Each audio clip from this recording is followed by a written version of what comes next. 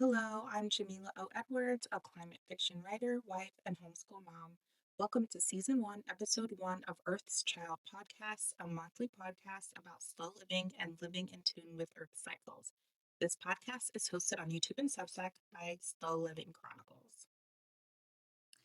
Hey guys, so this is episode 1 of Earth's Child Podcast. I've got notes, so I'm trying to stay on track. And please excuse my background. I'm working on getting this room set up. It's in a bit of a transitional place, but I wanted to start off talking about what is slow living and what does slow living mean, at least to me, because I know that slow living can mean so many different things to different people.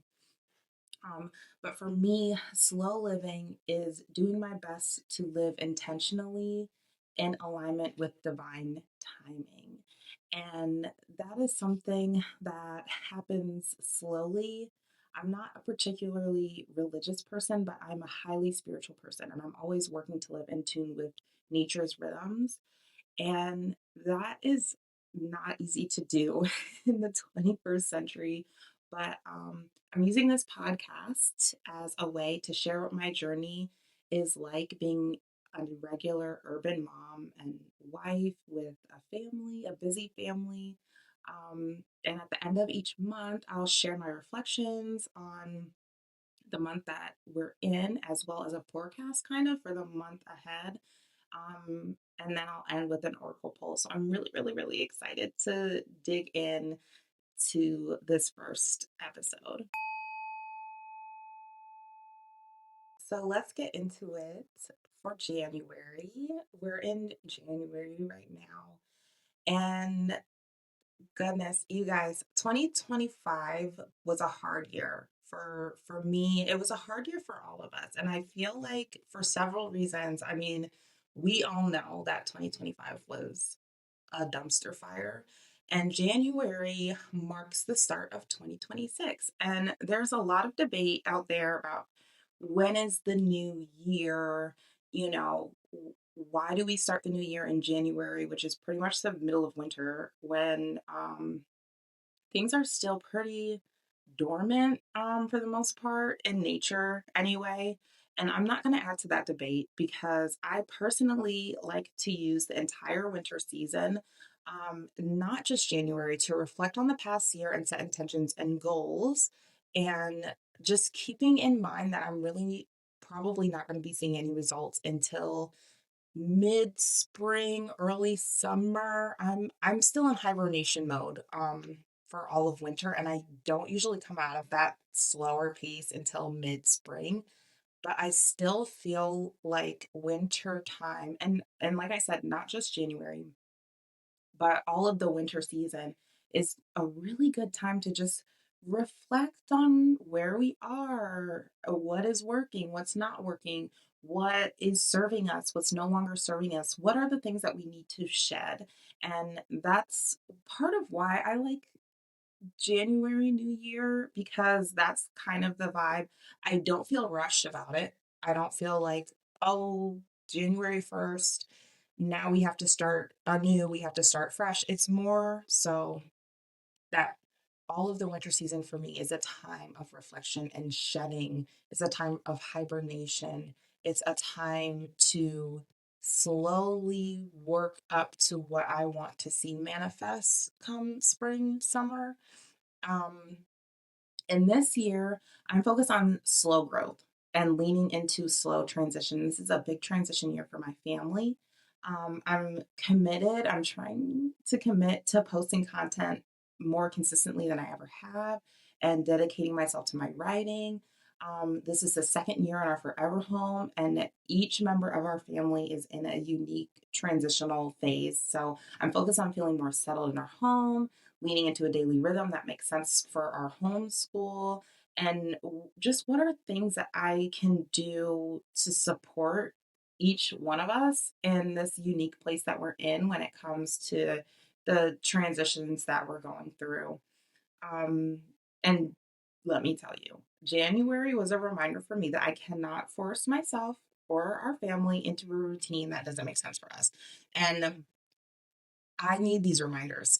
I'm an all or nothing type of person. I'm a perfectionist. I am a double Virgo. And I will have my list, I will have my plan, and it's a struggle when I start it and I'm like, this is what we're going to do. And it becomes glaringly obvious that this isn't working. And it feels like a personal failure. And I really had to reevaluate mid January. I was like, wait a minute. Something we're doing here is just not working. I'm feeling like I'm failing. I'm feeling like things are just not going in the direction that I want them to go. And I had to remind myself that, we have the power to do what works for us and let go of the things that don't. And, for us and our family right now, we're all up late and we wake up later in the morning. Slow mornings are the norm. I've noticed my best time to get my writing done is around 11 a.m. and it's been rough for homeschool and for getting out of the house for activities, getting to the library, getting to the museum, getting to our homeschool co-op. It's just been difficult. So my plan was to get us all in bed earlier, get up earlier, and have our all of our homeschool stuff done by lunchtime and all. That's not happening. It's just not working that way. And been trying. I've been trying to force it, and the more I try to force it, the harder it gets, and the more stressed out I feel, the more frustrated I feel with the process. And I finally just had to release. I had to release all of that and remember that we can create a rhythm and routine that works for our family, that is natural for us, and we have the power to lean into that and do it slowly. Um, it can take years to get into a homeschool rhythm that you can feel really good about. But the kids are growing fast. So every time I feel like we get into a groove, one of the kids goes through a transition or something happens and we have to readjust, and I have to remember that that is part of life, is being able to go with the flow, being able to lean into the flow of the natural energy. And that is what I am challenging myself to do, is to release control and lean into the flow. And that's kind of where I'm at right now. Okay, so that brings us kind of into the next segment, which is the forecast for February. And this might end up being a shorter episode simply because e-girl is not a yapper. I am a get to the point kind of person, and I don't have a whole lot to say this month. We'll see. I'm thinking that the podcast episodes might stay in the 15-minute range. Um, but I'm leaving it open. I'm going with the flow. We'll see how it goes. But okay, for February energy in bulk is the halfway point between winter solstice and spring equinox. And that is in February. And it's a great time to look forward and think about what you want to plant in the coming spring season. And this is one of the reasons why I love to get thinking in January, but the ball really starts moving in February. And this in bulk is on the first Monday in February. And this month that lands on the second, which is really exciting because it coincides with February's full moon, which is the day before on the 1st. Um, so the full moon is on the 1st, Imbolc is on the 2nd, and then the new moon is the 17th, which is also a solar eclipse. So we have a lot of really fun energy going on in February. The full moon is in Leo, which is a fire sign ruled by the sun. It's associated with creativity, confidence, courage, self expression. So this is a great time to really think about, are we living authentically? Are our rhythms and our routines in alignment? with our values and how we want to show up in the world. Are we honoring our passions or are we suppressing them? And what are we being called to do? And what is leading us? Um, so I'm really excited about February energy coming up. I personally am going to be spending this last week of January and the first week of February really in deep reflection on our routines, noting what time do things happen naturally for us? What time are we waking up? What time are we doing this? What time are we doing that? What are our bottlenecks in the day? What's holding us back? And how can I build a rhythm around what we're doing naturally right now in this season? And I also have to remember that how we operate in February in wintertime is not going to be the same as how we operate in the spring, and that's okay.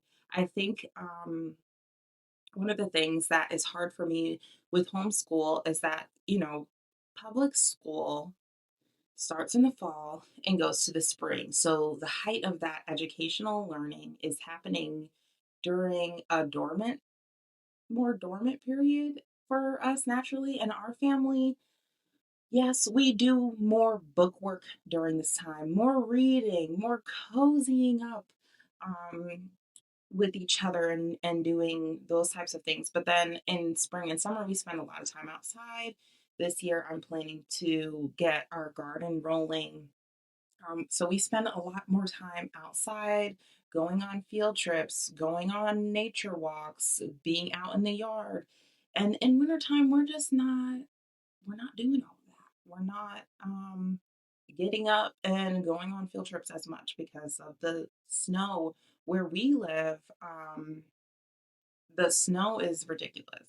I mean, so we get that lake effect snow and it gets bitter cold, and I'm just not about it. Like, I'm not trying to drive on the roads when they get like that. So we don't go on as many outings and stuff in the wintertime. We're doing more book work, but we do much less book work in the spring and summer, but we're outside and we're learning in other types of ways. So I have to try to remind myself that the way that we're all learning and growing is going to change with the seasons as well and be okay with that. So I'm looking forward to February being a time for me to really lean into my work, more connection with the family, and working on building and leaning into a rhythm that is more suitable for us as a family in the season that we're in now. Okay, so this brings me to the last segment today, which is our oracle pull. And I will be, can you see this? It's backwards, but I'm using the Comfy Cozy Witch Oracle deck by Jenny Blonde. Let me tell you, I love the Comfy Cozy Witch. I definitely recommend this Oracle deck, and I recommend her podcast, the Comfy Cozy Witch podcast. Go check her out. I'm going to use this deck. I mean, this is my only deck, my only Oracle deck. I have been studying tarot. I mean, I'm 34. I've been studying tarot since I was 13 or 14 years old, but I recently just got into Oracle decks, and this is my first Oracle deck, and I love it. Now, bear with me, I'm not good at shuffling. I'm gonna shuffle. Don't watch because I'm terrible at shuffling. But I love this deck. Okay, so what are we? First card to come up is Tea Magic, Friendship and Community. I'll have to take a picture because I these are gonna end up being backwards. But can you just get into this? Can you just see how beautiful this card is? I'm obsessed. Okay, Tea Magic, Friendship and Community, and it comes with this super cute booklet. It's a nice like pocket size. and I pull cards almost every morning, and it's just a wonderful time to a wonderful way for me to start the day. Okay, so tea magic.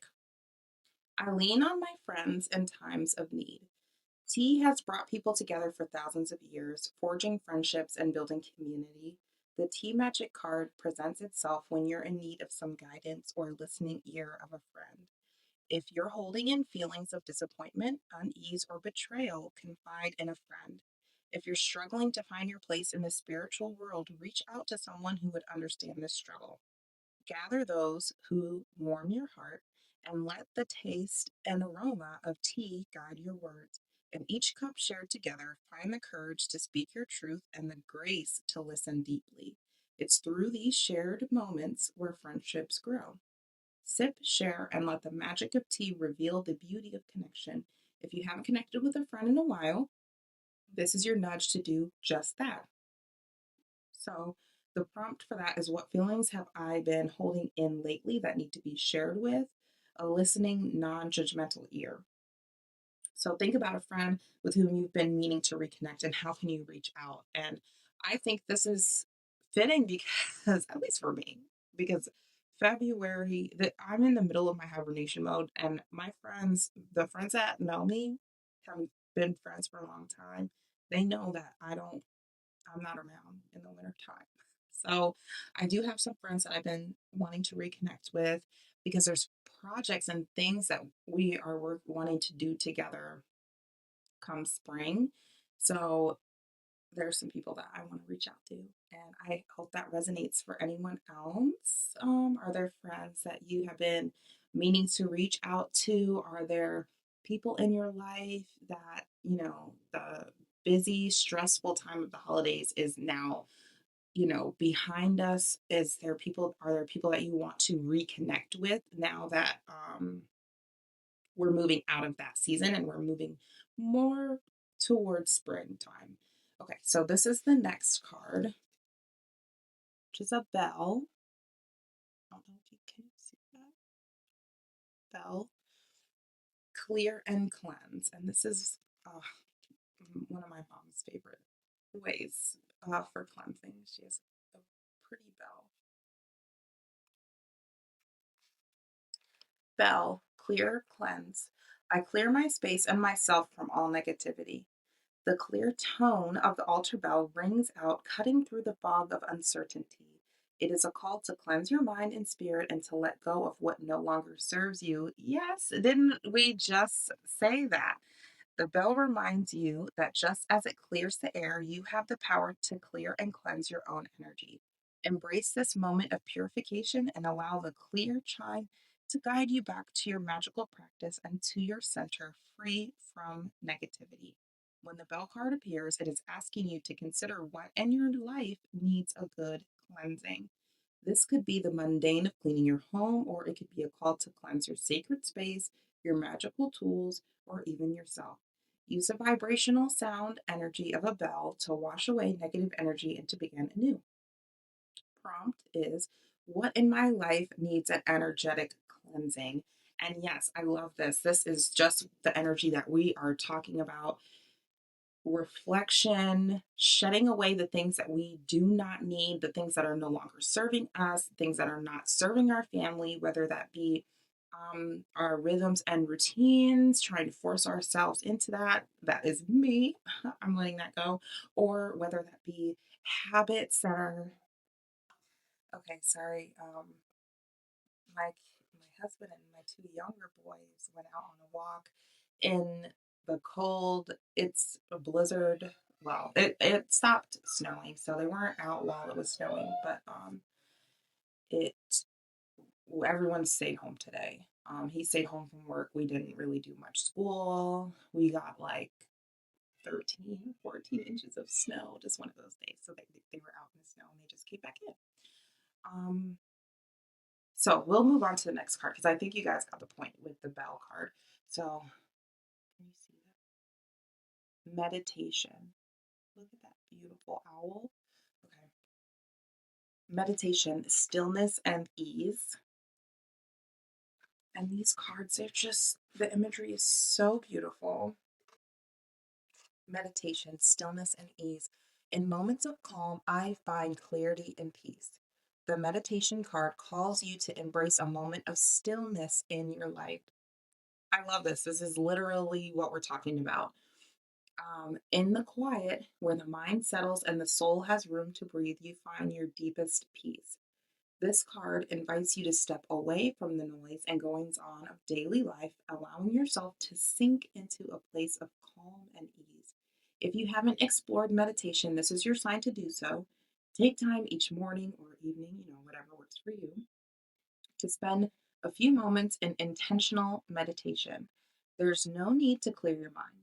Simply allow your thoughts to come as they will, passing by like clouds, without judging them or holding on to them in an anxious thought spiral. If you're new to meditating, follow a guided meditation to help find peace and clarity. The prompt is: how can meditation serve me and my spiritual practice? What are some guided meditations I can find useful? Meditations for anxiety, spiritual guide meditations, meditations for sleep, and so on and so forth. And I love this because this is the perfect time for this. This is the perfect time for this, as Inbulk is coming up in another week, and actually a week from today. And then the day that I'm recording this podcast today is Monday, the 26th. So in bulk is a week from today, and this is the second time I pulled this card this morning, and when I pulled privately for myself, I pulled this card. So it's a perfect time to really slow down, take that meditative time, sit with your thoughts, really see what is working for you, what's not working for you, reconnect with friends that you haven't seen or talked to in a while that you might want to check in on and see what they have going on. And that's the energy that we have going on leading into February. And I just feel like this is spot on. I love Oracle cards. So again, this is the Comfy Cozy Witch Oracle deck by Jenny Blonde. I highly recommend this. And every time I do my card pull, until I find another deck that is really resonating with me, I'm going to be using this deck. And I highly recommend her podcast, the Comfy Cozy Witch podcast. Um, and that is the end of today's episode. So thank you for listening. Please, wherever you're listening to, like and subscribe, leave a comment. If there's anything that you have, questions about slow living, questions about coming into alignment with the seasons and with the earth, please drop comments. I would love to have discussions on this, or you can email me at slowlivingchronicles@mailbox.org. And this podcast is hosted on my YouTube, Slow Living Chronicles, and Substack, Slow Living Chronicles. So if you're interested in vlogs, check me out on YouTube. If you're interested in my writing, please check me out on my Substack. And I hope everyone is staying warm and staying safe and enjoying their time with their families.